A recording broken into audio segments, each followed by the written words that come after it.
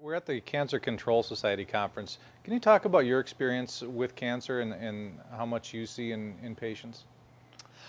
I see more cancer than I would like to see. Hmm. I mean, I don't say that in that I wish less people with cancer would come to me for my help. I'm more than happy to work with anybody. It's just it's too bad that this many people have cancer, and heart disease. And as far as which one's the top, uh, it's being misrepresented because in the United States you're only allowed to die of one thing. So when there's a death certificate, it says cause of death. Mm. And cause of death doesn't get written in, died of stage 4 cancer, also had advanced cardiovascular disease. That's not in there. So when they say that heart disease is a leading cause of death, or cancer, depending on which group you're talking about, they're very close.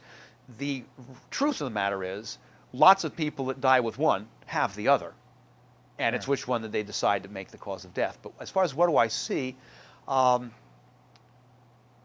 we're not eating the way we should be eating, no matter which group you listen to. I mean, I don't care if you're looking at a vegetarian, if you're Mm. looking at a paleo group, if you're looking at a macrobiotic diet group, no matter who you talk to, if you said, well, is the population eating the way it should be eating? No.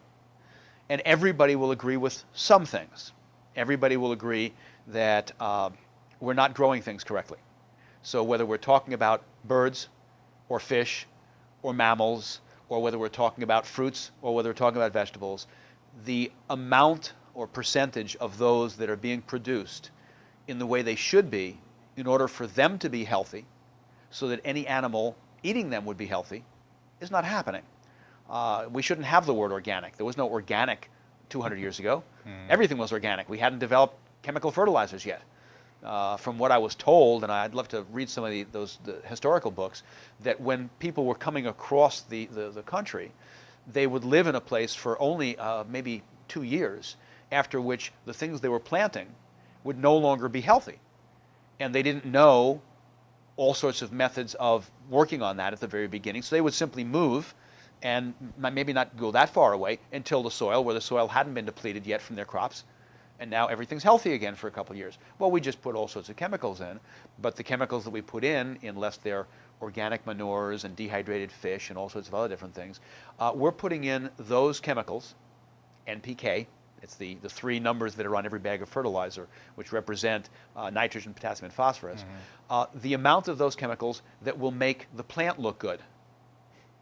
That's fine if you're displaying plants, but when they're being grown for food, it should be the amount of whatever is necessary to make the health of who's going to eat that plant correct, which we're not doing. So all of these things are not getting the minerals they're supposed to.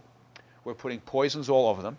Then, of course, people bathe themselves in poisons. So people will put cancer-causing creams all over their body to prevent skin cancer. Mhm. They'll put shampoos and cream rinses and other things in their hair to get rid of the various different dirt and oils, without knowing enough to look at the labels and go, a half a dozen of the things in here are on the list for further study for causing cancer, for causing neurological diseases.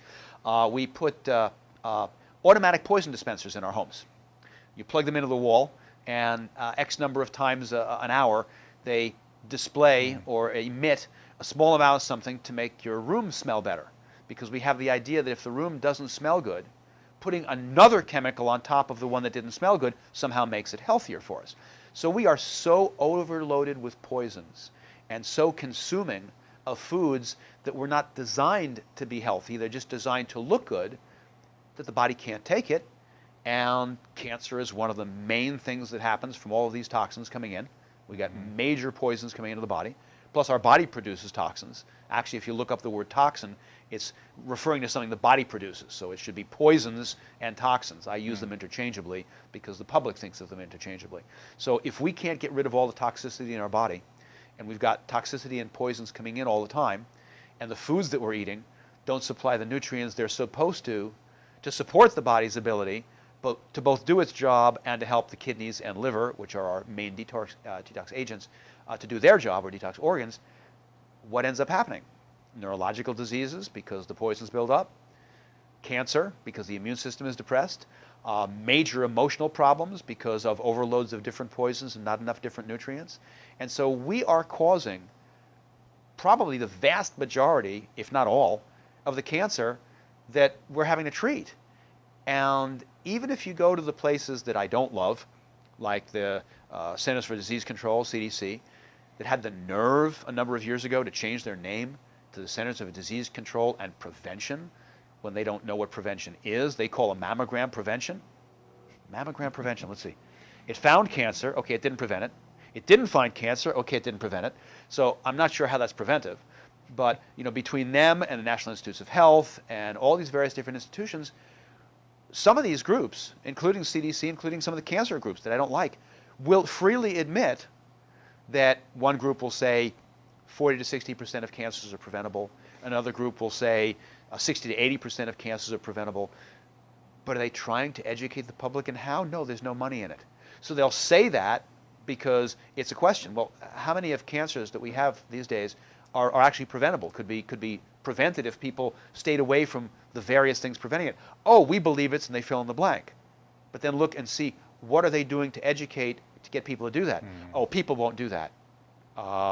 Do we know that? How about give the people legitimate information and let the population decide who wants to make the changes and who does not want to make the changes? And that's the reason for my website. That's why there's nothing for sale on my entire website. I get comments from people all the time on that. It's such a pleasure. You're not pushing a multi-level product. You're not trying to get me to sign up and give you an email address. I don't even ask for your email address. I mean, nothing. It's just, here's the facts. And if you would like to change your life, learn some of them and incorporate some of them into your life.